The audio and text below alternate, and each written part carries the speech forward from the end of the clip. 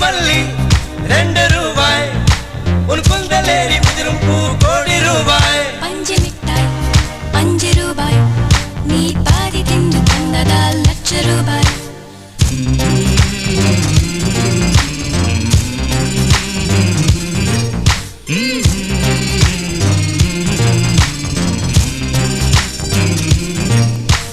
காதலிக்கும் பெண்ணின் கைகள் தொட்டு நீட்டினால் சின்ன தளர் கூட தங்கந்தானே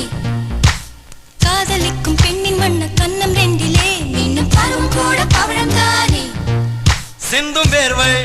திருத்தமாகும் சின்ன பார்வை மோட்சமாகும்